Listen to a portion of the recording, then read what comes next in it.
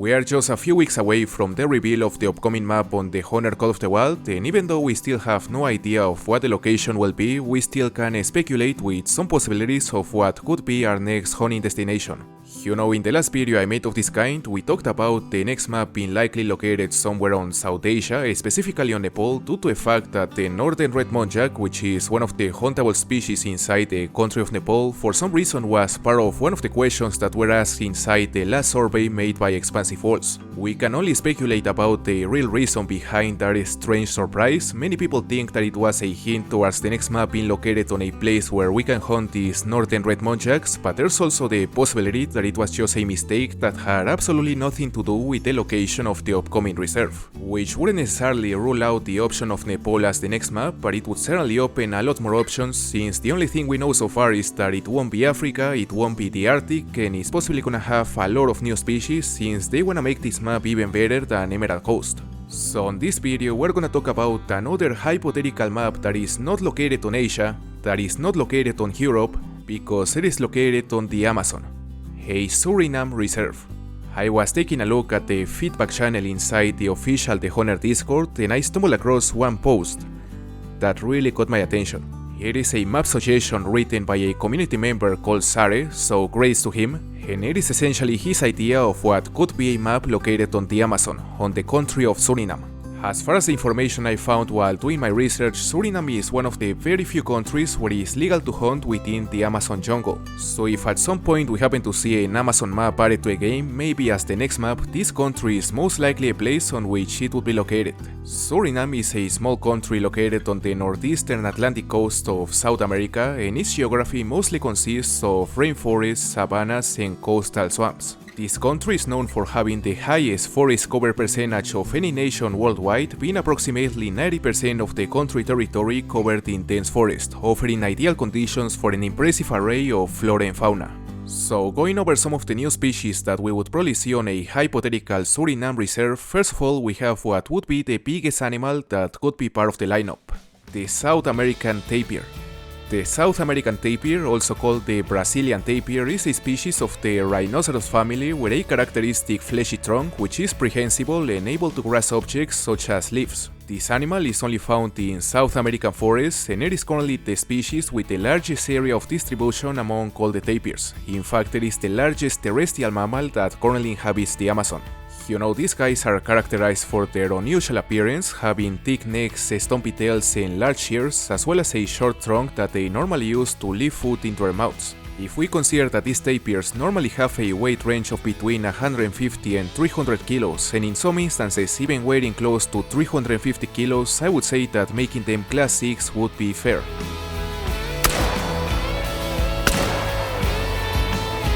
Now, going over the next species that I think is quite likely would be part of the lineup in case we get to see a map like this one, we have another animal that I am pretty sure would become one of the most popular species on the entire game. We are talking about the spectacled caiman.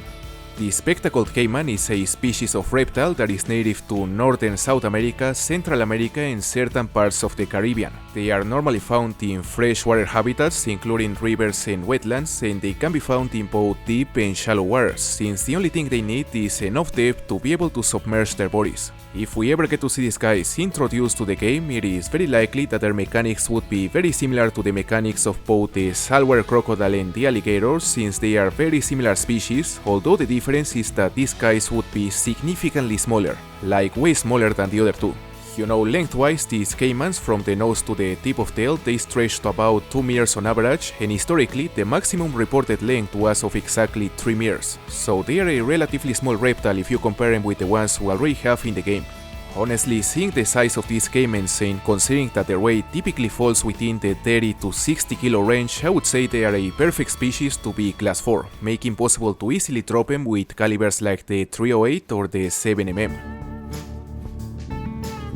Now, apart from the two species I have mentioned so far, another animal that I think we would probably see added to this kind of reserve is actually the first tier species of the list. You know, the red brockets are native to the neotropical region ranging from southern Mexico to northern Argentina and from sea level up to 5,000 meters in elevation. These guys are known for living in dense tropical forests with close canopies and for preferring either moist or really dry climates. They tend to stay near marshes, swamps and streams along thick vegetative cover, which combined with their small body size really helps them remain unnoticed by predators. I gotta say that these brocket deer are far from being the most striking of all the deer species in the planet, since they barely have any antlers. I mean they do, but it's essentially just a spike. So honestly I don't think they would be especially popular, since normally people prefer to hunt things with big antlers, but that doesn't mean that they wouldn't be a nice addition, because even without antlers they still look nice, and they are without any doubt a unique species. Now, talking about the size of these guys, these red brockets normally weigh between 25 to 50 kilograms, making them on average heavier than the roe deer, but in my opinion not heavy enough to be considered bigger than class 3. I think we should be able to hunt them with calibers like the 243 or the 44, which is actually the same case as the next species on the list, the brown brocket, the South American brown brocket. It is needless to say that just as the last one, this one is also a species of brocket deer, but the main difference is that in contrast with the red brocket that tend to live in dense forests, these guys tend to live more on open areas like savannas, swamplands, or at the edge of secondary vegetation and transitional forests. Also, another main difference is the size, because these brown brockets are on average about half the size as their red counterparts, having a weight range of roughly 10 to 25 kilograms, making them suitable to be considered either a small class 3 animal or a big class 2. These brown brockets, also called gray brockets, are generally solitary animals that are rarely seen in groups of more than 2 individuals. They tend to frequent dense cover during the day, but they emerge at night into the open to feed. So I think that if we ever get to see these guys added to a game, they would probably have a nighttime drink time, which could make them a challenging species to hunt, but at the same time it would give us a reason to explore the map while it is dark, which could definitely be interesting.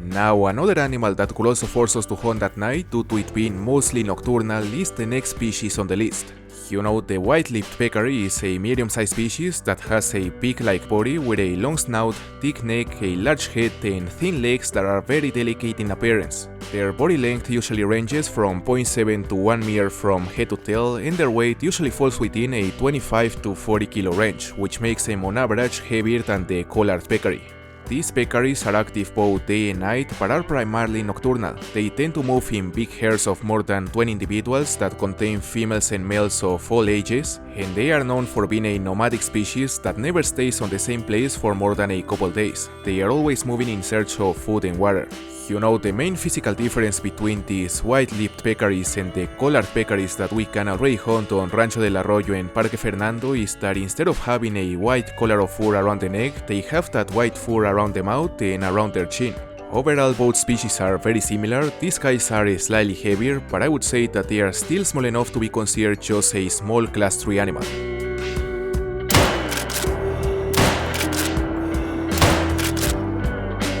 Now, another animal that is kinda similar to the peccary in the sense that they are similar in size and kinda similar in shape even though they are not related is the capybara. A giant rodent that is native to South America that is characterized for having a heavy barrel-shaped body that is normally covered on a reddish-brown fur that turns yellowish-brown underneath. The range of the capybara covers a huge area extending over much of South America to the east of the Andes. The capybara is commonly found on lowland areas with close proximity to water, and their preferred habitats usually include rainforest lakes and rivers, marshes, and swamps. You know, something interesting about these guys is that unlike most rodents, the capybaras cannot hold their foot on their front feet when feeding, so they are known to sit on their haunches in a dog-like position. You know, these guys are, in my opinion, a very interesting and unique species that would certainly be a nice addition to the map, and if we consider that they have a weight range of 35 to 66 kilos, I would say that they are big enough to be a class 3 animal or even a small class 4. Now, if there are two animals that could really make the difference between this map being just mediocre or this map being something completely different to anything we have seen so far, both the tufted capuchin and the golden-handed tamarin could be those species, since they would be the first monkey species added to the game. We can't be sure if Expansive Worlds has the time and resources that the monkeys require in order for them to have realistic mechanics, because obviously if you wanna make them right, they would have to be able to interact with the environment, like interact with trees, and overall just behave like the monkeys do, which I imagine would require some sort of motion capture in order to make the animations. So honestly, the complexity that would suppose creating this kind of a species from scratch may be enough to never see them added to the game, but it's still nice to think how cool it would be to be able to hunt them. Apart from the species I already mentioned, there are also many other small animals that could also be part of the lineup, like for example the lowland paca, which is a big rodent that can be found in both tropical and subtropical America, the long-nosed armadillo, the crested bobwhite, the great inamu, and many other small game species, many birds. So being myself a huge fan of hunting upland bird species on this game, this map could easily become my new favorite if they decide to do the region some justice and add a fair number of these birds. Personally, I think a map like this one, especially if they decide to add the monkeys, would become one of the best maps on the entire game, although I don't think it will be the next one, because I still think that a Nepal map is way more likely to be released on the next update. So if you haven't seen it yet, make sure to take a look at my recent video where I talk about all the potential species that we would probably see if a Nepal map ever gets added to the game.